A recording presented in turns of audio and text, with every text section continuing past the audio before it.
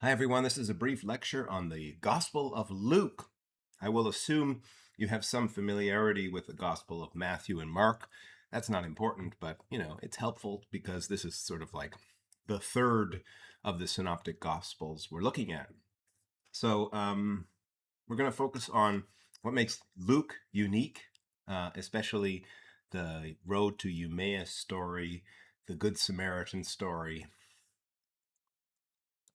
and the story of the prodigal son. So we'll focus on that, and then we'll also, we're looking at the art of Luke and what he adds to the material that's not in Matthew and not in Mark.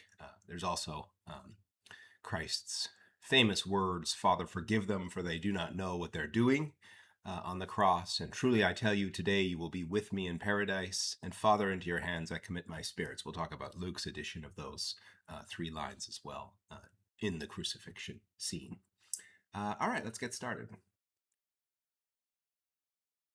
This is an image from the papyrus, which contains the four Gospels. It was found in Egypt in 200 AD. It's at the Chester Beatty Library.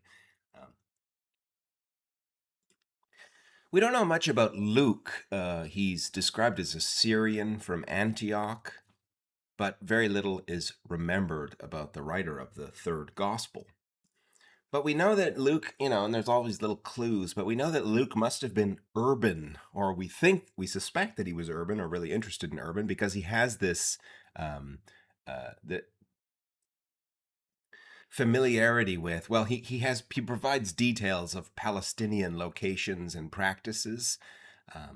And there's more of a tendency to set the story in an urban environment in general, you might have noticed if you read through Luke, rather than the sort of non-urban village culture that Jesus would have known, which is more, I guess, predominant in especially Mark, but a little bit more in Matthew. Or sorry, a little bit less in Matthew. Luke is the most sort of city-focused, I suppose, version. And, this is a really subtle distinction. We're just talking about that there's a tendency to describe urban practices and have things sort of set in more urban locations. Oh, here's another papyrus.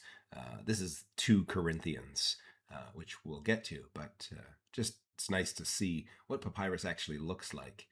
You can notice that there's spacing in papyrus is pretty minimal. In ancient Greek texts, it doesn't exist at all. This is New Testament Greek, or called Koine or Common Greek. Yeah, I don't really see spacing at all here. Yeah, maybe. Oh, here's another 3rd century Greek papyrus of the Gospel of Luke.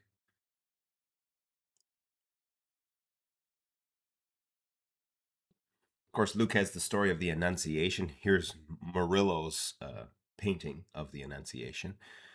Luke has a lot of different literary styles, right? There's a more formal and refined language, which is, there's a suggestion compared to someone like Mark that he's a more educated Greek speaker. I mean, in Mark, it was almost as though Greek wasn't his first language. But you can also see, like the book of Matthew compared to the book of Mark, the book of Luke really has more of a kind of literary out. Luke's account has a narrative logic, which distinguishes it from other gospels. There's more work done by the author, by Luke. He's not obviously, but by the author to kind of connect Jesus's story with that of Israel, right? And it represents the fulfillment of the people's hopes. And as Martin Soers points out, a scholar of this work, the infancy and the childhood of Jesus is told in a series of scenes that alternate with an account of the origins of John the Baptist, so that readers understand the role of both these figures in God's plan of salvation to all humanity.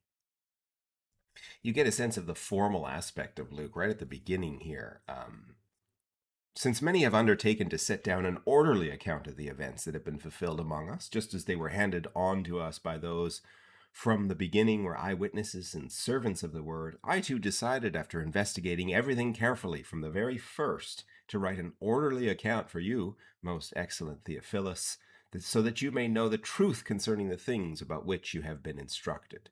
So there's a lot more of a kind of care, and Luke is sort of emphasizing here with his personal address to Theophilus, the care at which through, he's going to treat the material of the life of Christ. So you could say, unlike the other gospel writers, Luke readily acknowledges his debt to other authors. Mark is clearly one of the many who have set out to arrange a narrative, as he points out, but Luke doesn't call into question the veracity of his literary forebears. He finds them lacking, otherwise he wouldn't be writing. His critique of the other writers turns on the word narrative and orderly. What Luke implies in this opening, as Kiefer points out, is what seems supported by the gospel, is that previous documents he read, including Mark, lacked a clear narrative thread, or to put it more bluntly, they kind of lacked a proper plot. There's a lot more parallelisms that you can see with Luke's account, right? The way that one thing is paralleled with another. There's also more compassion. A lot of the well-known stories, Luke really emphasizes the special concern that Jesus has for the downtrodden of society. One of the things that makes Luke unique is the parable of the Good Samaritan, which is in Luke 10:25-37. The parable of the Prodigal Son, and the road to Emmaus. So with the Samaritan, a lot of other gospels mention the great commandments to love God and neighbor, but only Luke actually includes this story. So he creates a despised Samaritan, an ethnic and religious outsider, and the hero who shows true mercy over religious Jewish elites. Jesus radically redefines who qualifies as, quote, a neighbor, and emphasizes radical boundary-crossing compassion.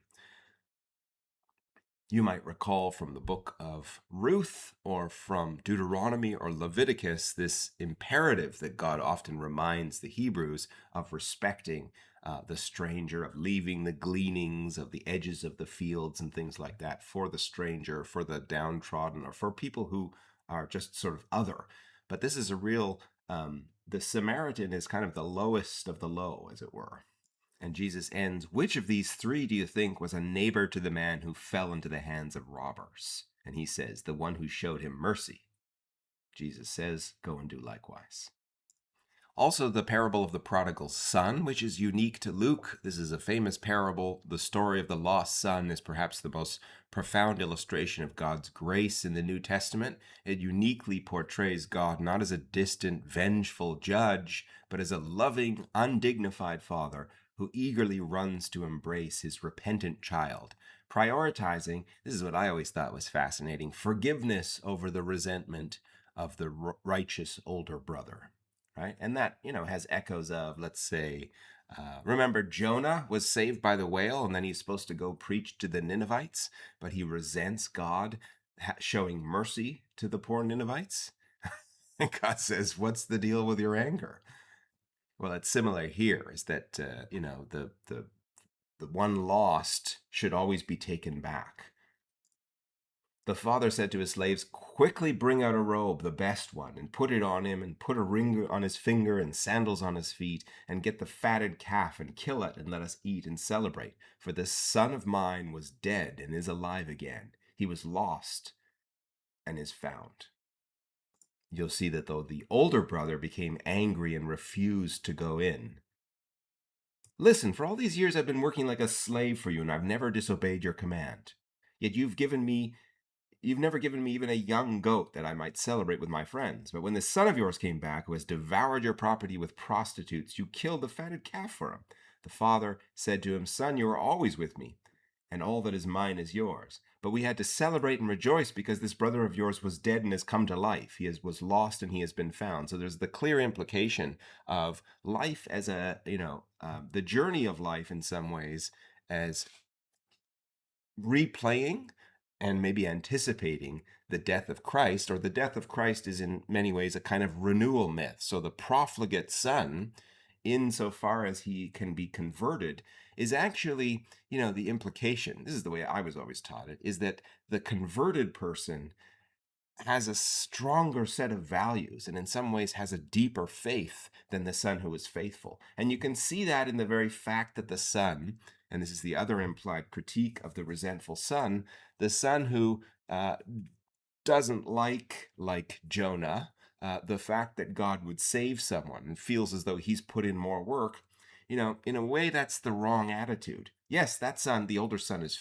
more faithful, but he kind of hasn't earned his faith, or maybe he's starting to think of his service to his father as like money that he's slowly building up, and therefore what he reaps in the end will be larger. And kind of the father who I guess sort of speaks the word of God kind of rebukes him for that very subtly. But the subtle distinction is that the older son showing resentment, I guess, shows his hand, that he's of less metal than the profligate son. Metal in the sense of, strength, mettle. There's also, just as I mentioned again, it's just the celebration and rejoicing of the change, right? And in some ways, by celebrating and rejoicing the son who converts, you've made it into a kind of a historical moment in the family, and for that reason, I guess the odds are, now I'm getting way outside the Bible, I'm thinking psychologically, the odds are that the son now, with the codified celebration of his change, would probably not fall back into profligacy again.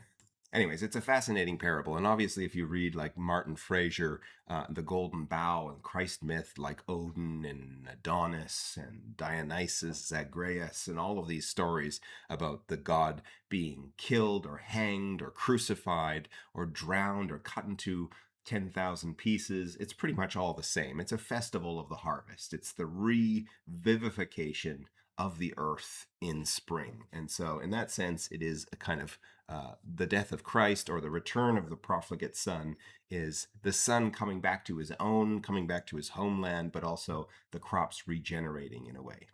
The earth that was once lost in winter has been found again. The last unique aspect of the book of Luke is the road to Emmaus, right? And this is following the resurrection, 24:13. Luke features this exclusive narrative where this heartbroken, confused pair of disciples walk to a village 7 miles outside of Jerusalem, and Jesus walks alongside of them, unrecognized, and teaches them how the entire Old Testament points to his suffering. He's finally revealed to them during the breaking of bread, symbolizing the ongoing Christian practice of communion, of course. It's like a really cool Orson Welles type moment where you can kind of almost see it cinematically, of these two guys walking to Emmaus, and there's this ghostly figure. As T.S. Eliot says in The Wasteland, where he alludes to this section, who is that third that always walks beside you? He's always there. We can never quite see him, but he's always there. And this has obviously been, and it's a beautiful, I mean, in some ways, it's sort of just like a beautiful metaphor. It's spurred all these songs. Jesus walks with me, once again, this incredible kind of literary invention of Luke that really kind of, I don't know, we're a far cry from the Gospel of Mark here. And of course, the Gospel of Luke is also unique in that it's the only gospel to record Jesus's first 3 and final statements from the cross, right? These exclusive wordings emphasize the themes of supreme forgiveness and ultimate surrender to God. 23:34. Oops. Right? The first being, Father, forgive them, for they do not know what they're doing. This is spoken as Jesus is being nailed to the cross, showing the immediate compassion for his executioners. It establishes a major theme in Luke of radical and unconditional forgiveness. And then, truly I tell you, today you will be with me in paradise. Here's Jesus' response to the penitent criminal crucified beside him, who asked to be remembered in his kingdom, if you remember it from the Mel Gibson film, The Passion of Christ, with Jim Caviezel. It highlights Luke's emphasis on the immediate salvation and Christ's welcoming of outcasts in their final moments. And then finally, Luke 23:46, Father, into your hands I commit my spirit. Quoting Psalm 31:5, this was Jesus' final breath before dying. Luke uniquely uses these three words to demonstrate Jesus' complete trust and voluntary surrender to God the Father rather than defeat. Well, we'll end there. Thanks for listening, everyone, and I look forward to our discussion about this.